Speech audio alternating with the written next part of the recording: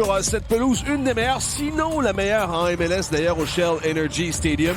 Montréal n'a jamais connu de succès ici, bien au contraire, une seule victoire en 9 matchs de départ. Et attention à Ezequiel Ponce devant qui est le meilleur marqueur de cette équipe.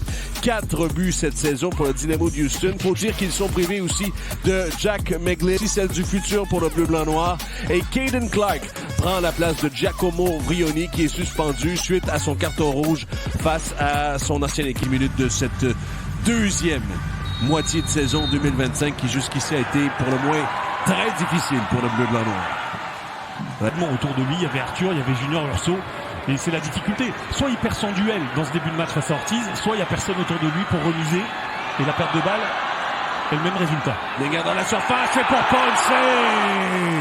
Il est passé tout juste sous ce ballon, pas en mesure de remettre sur le jeu. Ouais, c'est pas surprenant dans cette phase de jeu que ce soit Ezequiel Ponce. Il a besoin d'être servi dans la surface de réparation. Cet attaquant, il a besoin de centre.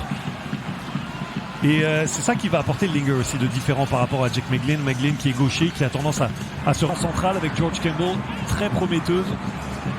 Allez, il a du champ. Ouais, Tom Pierce, qui a de l'espace pour lui. Il veut remettre pour Caden Clark. Clark, c'est pour Owusu dans la surface de réparation. Owusu qui se débat. Owusu toujours. Eh ben, contre toute attente, c'est 1-0. Owusu marque son 5e de la saison. Et il est allé au bout des choses cette fois-ci. Et autant la défense de Houston tergiversée côté Montréal. Et regardez ce premier ballon pour Caden Clark.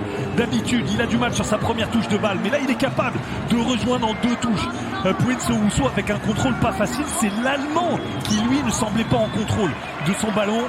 Et regardez, d'une petite, presque un coup du foulard, il s'est emmené ce ballon sur son pied gauche. S'est imposé physiquement. Il n'y a pas de beau mouvement, de bonne combinaison, de dédoublement.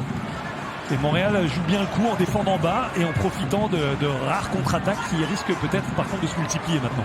Gouboglo maintenant, le centre c'est pour Owusu. 2-0.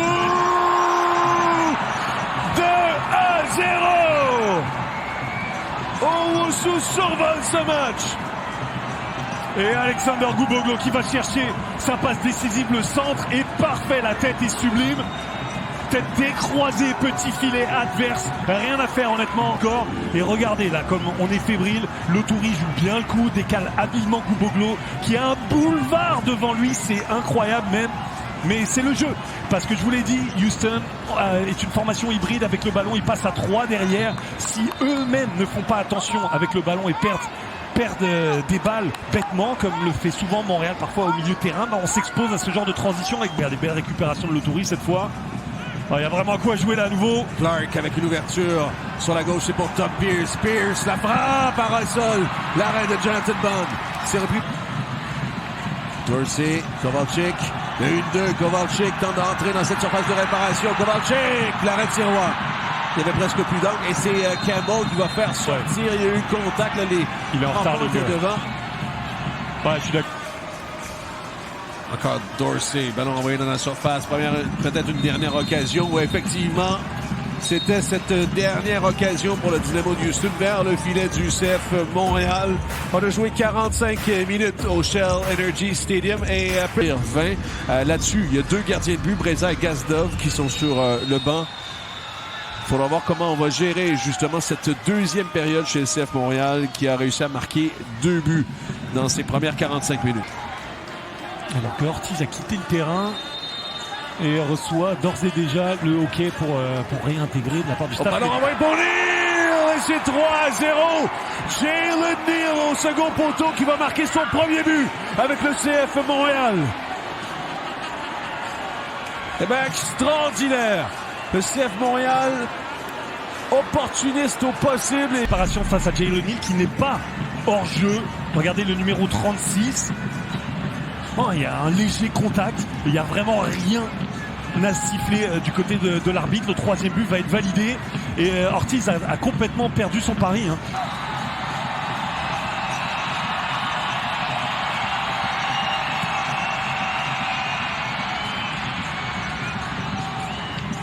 Lodero va reprendre, tente de renvoyer dans la surface de réparation vers le point de pénalty. Et c'est Linger qui fait 3-1.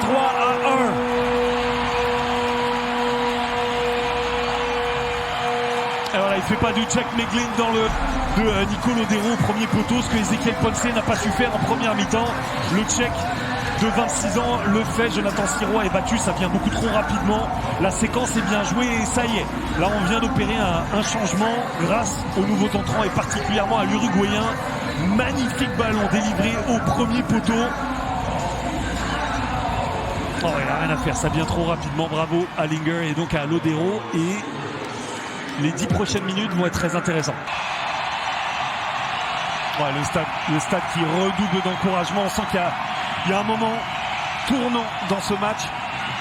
Alors rentre au premier poteau. Après, c'est 3-2. Non, c'est ressorti. C'est ressorti. Extraordinaire. On célébrait déjà, on va revoir ce qui est arrivé exactement. Et regardez le poteau qui renvoie cette reprise de la tête peu.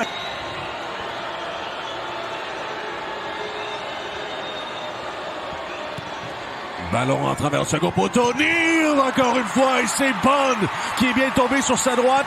Il avait son deuxième but du match. Histoire qu'on ne voit que dans les films, mais Nico Lodeiro a rendu ça réalité. Alors qu'on revoit. Non, c'est Escobar. Surface de réparation, ça atterrit tout le temps sur sa tête. C'est vrai. Ballon dans la surface de Dorsey. Oh, capté. Oh, rejeté par Sirois. Et avec un peu de chance.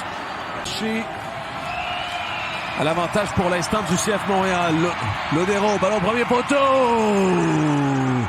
Ça a été renvoyé de la tête. C'était par Ortiz, mais ça rate le cadre. In extremis. Voilà, c'est complet. Montréal qui l'emporte sur le terrain du Dynamo par un 3-1, 2 buts de Prince Owusu. Deuxième victoire.